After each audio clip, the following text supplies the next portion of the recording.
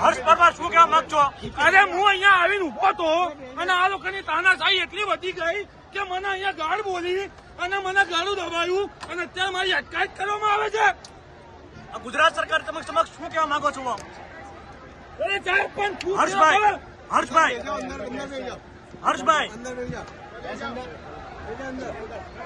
મિત્રો આવા જ વિડીયો અને શોર્ટ્સ જોવા માટે આજે જ અમારી ન્યૂઝ રૂમ યુટ્યુબ ચેનલને સબસ્ક્રાઇબ કરો.